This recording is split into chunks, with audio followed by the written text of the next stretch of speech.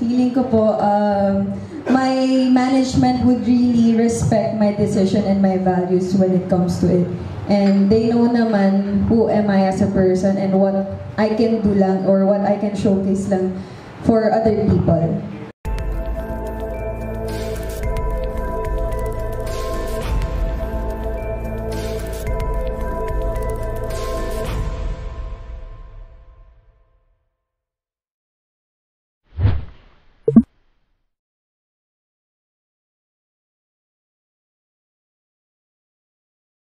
Yung sa mga projects naman po, nagkaroon po ako ng project with I Love Lizzie, which is si Barbie Imperial po, tsaka si Carlo, yung gumanap.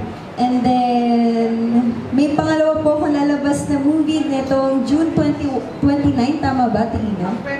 28, June 28.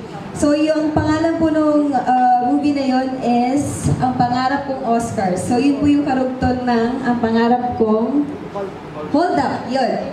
And then, meron din po akong project.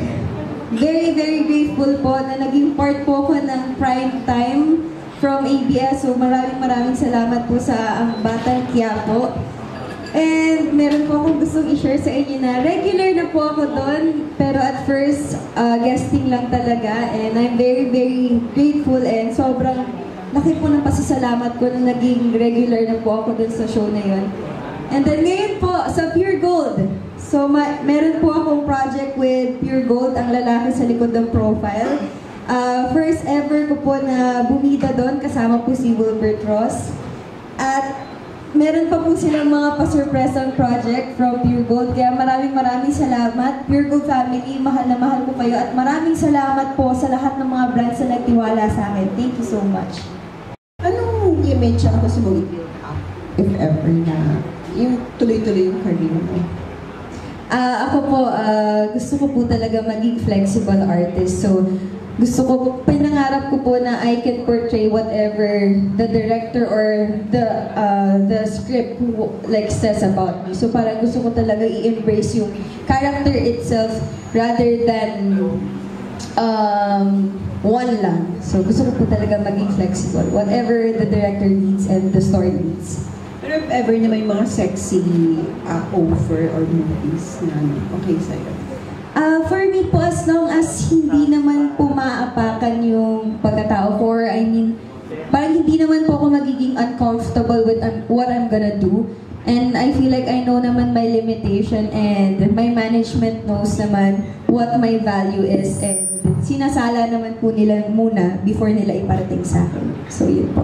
So, sa suot mo pa lang, medyo ganun ka na rin ka-daring. So, open ka sa mga daring roles kung kasakali. Kagaya po nung sinabi ko kanina po, feeling ko po depende naman po dun sa storyline. And depende po if I'm gonna be comfortable with what I'm gonna do. And I think, alam ko naman po yung limitations ko when it comes to daring roles or story. Yun naman ang madalas na sinasagot ng ibang mga baboy artista, di ba? Pero pag na-offer, pag maganda na yung project, maganda yung material, bilang artist, minsan ay napapapayag sila to do such mga daring na roles, na mga eksena. Ikaw open ka sa ganon.